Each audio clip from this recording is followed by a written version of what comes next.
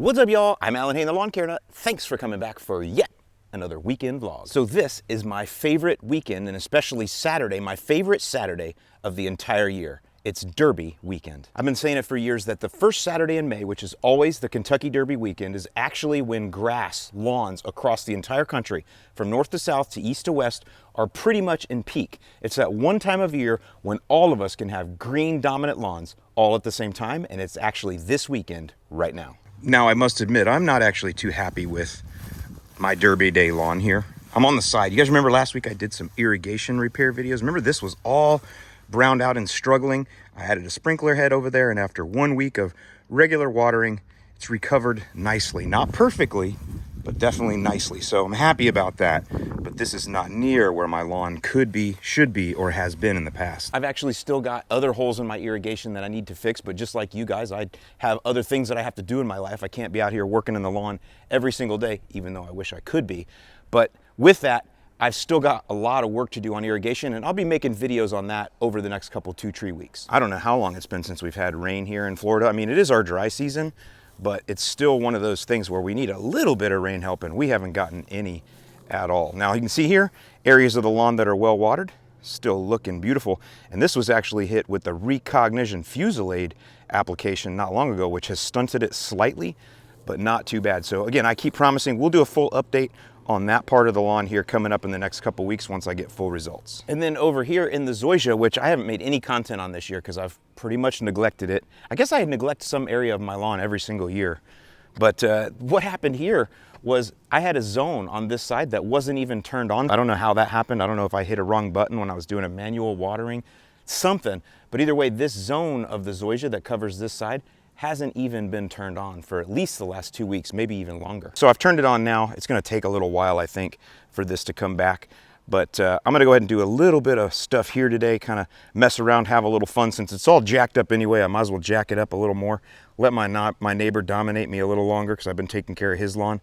But yeah, we're gonna do some work over there a little bit later in this video. For now though, what I'm gonna do is my favorite thing, which is I'm gonna enjoy the mow. I've got some areas in here that have been struggling as well in the palmetto, that they just haven't been growing, again, because of the drought. They're like dry spots or hot spots that I've been hand watering, so they're staying green, but they're not growing quite the same. So what I need to do to just make this look a little bit better for the weekend is give it a nice mow. So let's do that first.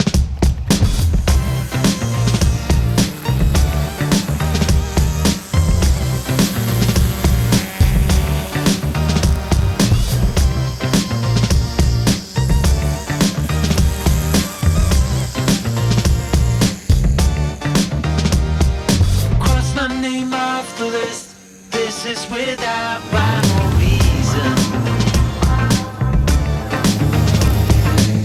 I'm not an optimist. Never dress for the season. There's no reason. It's time to pay off all my attempts to make a bad move. All right, so that was an enjoyable mow. Now I think it's time to start working on the Zoysia, so that way we'll give you some content on that, and you can watch what happens when your lawn looks like this from lack of water. You can just follow along. I hope you're subscribed, hit the like button, and you can follow along over the next few weeks, and I'll show you how this is gonna come back.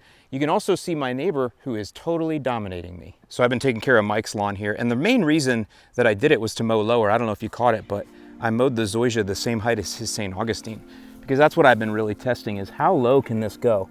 And so you can see we're mowing this at like, I don't know, 2.5 inches right now, and it's healthy. It's irrigated is the main thing, and this is a small front yard. So it's really easy to keep it well irrigated.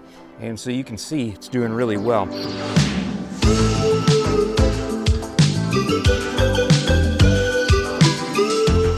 And then my neighbor's over here, I'm taking care of his lawn this year. He has the yellow wood sorrel, or the oxalis, pretty much blanketed all in here everywhere.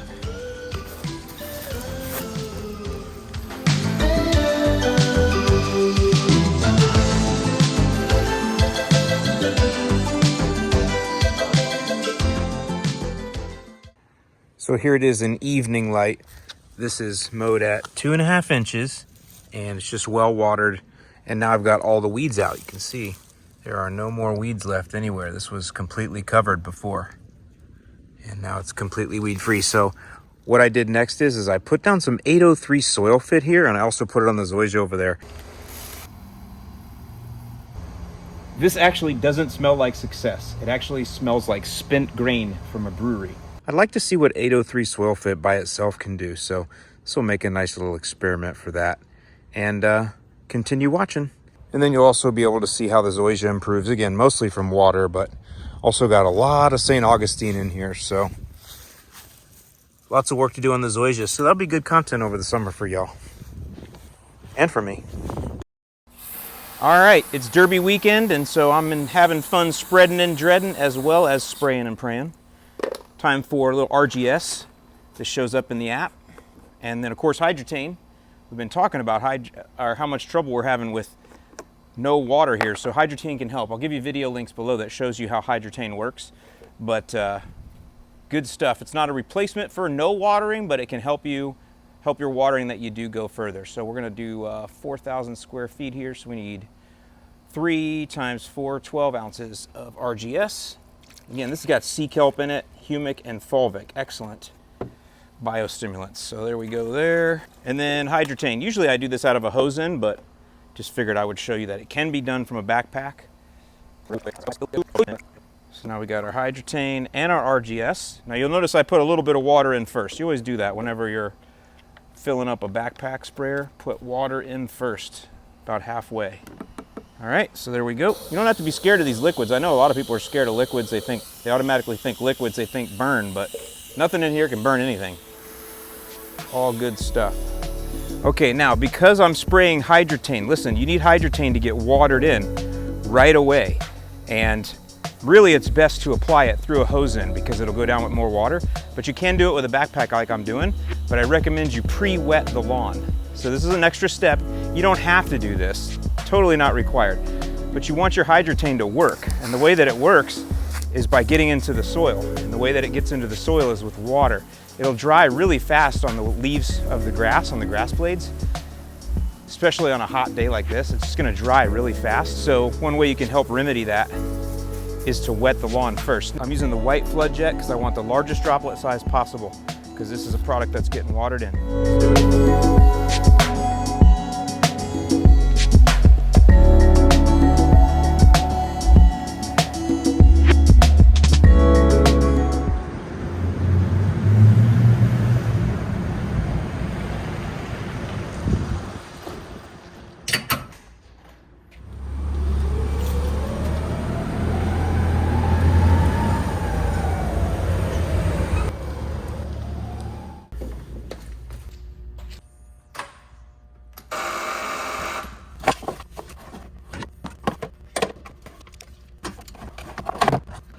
Red touch black, no friend to Jack.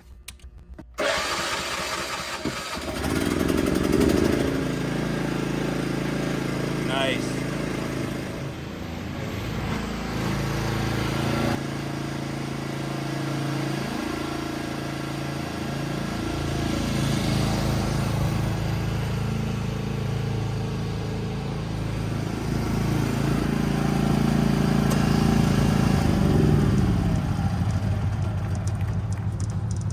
All right, y'all, here we are. It's Derby day, morning, late morning. I am gonna put down some fert here and then I'm gonna go watch Derby this afternoon, do my little Mr. Rogers thing, change my shoes here. But yeah, putting down some flagship today. This is really actually the first real app that I've put on the lawn here. I did a pre or a starter or a, I don't know what you call it. I put down a little bit of nitrogen and a little bit of potassium before the sod was put down, maybe like a 1/4 pound of nitrogen. And then I did that because we had an event coming up and I wasn't sure how much nitrogen I was going to be able to push before the event. And then what else? Oh, I did an app maybe a week before the event. That was a 3/4 pound app. And that was on the Zoysia and the Bermuda. The St. Augustine's had nothing since. So anyway, it's time. This is the first, like I said, real app that I'm doing. So be 3/4 pound of nitrogen here from this, from the flagship, and we'll go from there. You can see the Bermuda's looking great. So the robots have been cutting this pretty decently, but I'll show you that even with anything, by the way, that's from a helicopter. But I'll show you with everything, we got some challenges. Now I'm gonna have a full video coming up where I talk about the robot mower installation and all of that. So this is just a quick little ditty, I guess, because like I said, we're doing a long-term install 2 weeks later, you know, all that kind of stuff. But anyway, check this out. The biggest thing to learn with robot mower technology is that you have to let it learn. So we put this as a no-go zone, but the robot got a little bit too close to it, and so you can see that it's stuck. That is not going to happen for life. It'll only have to get stuck once or twice, and it'll realize that it's getting too close, and it learns, and it will never happen again. And so that's really the biggest thing I've learned through the process. And again, you're gonna see a whole video on the process, but so far through the process, what I've learned is these robots, it is smart technology, but just like anything, you have to give it time to learn its land. Even though you program in barriers and all that kind of stuff, and it's wireless and it has GPS, it still has to learn. And that's what it is. It's a smart device that learns over time. If you ask Brett, he's had one of these installed at his house now for well over a year. It never gets stuck anymore because it's just learned where all the choke points are. It's learned how to either get around them or navigate them, and he never has issues anymore. So that's the coolest thing I've learned through this whole process, is that you got to be patient and let it learn its land, just like you and me have to do. By the way, if you want to know about the Zoysia, it's slow. I think it's finally rooted now.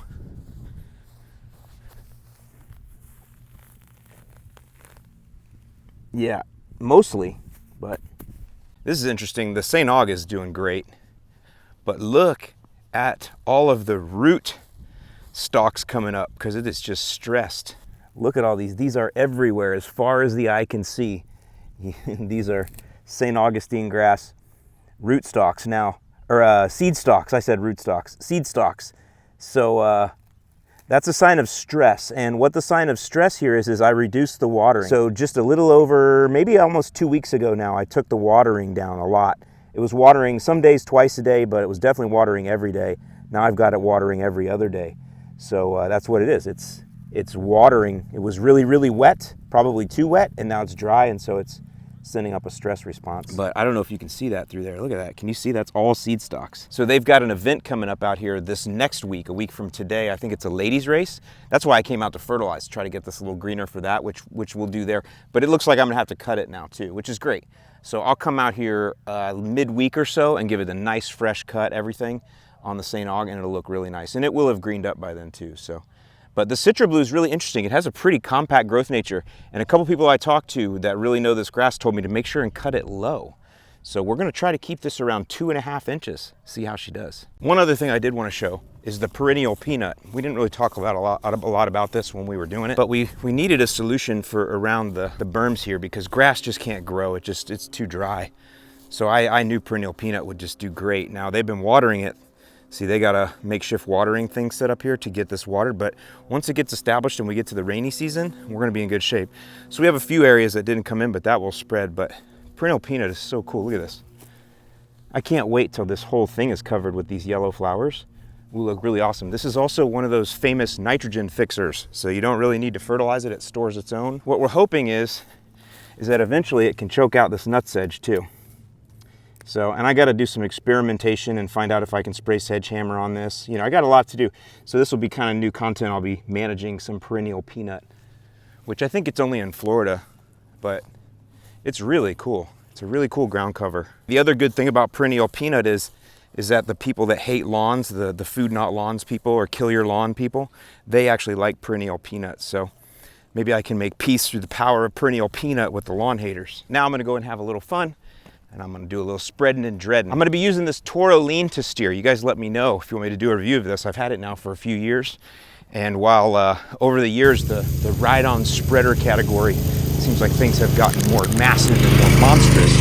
This is actually a super maneuverable, small or compact machine that actually can cover a lot of square footage on a compact footprint. So it's a really cool, it spreads and sprays. So let me know if you guys wanna see some more content on that,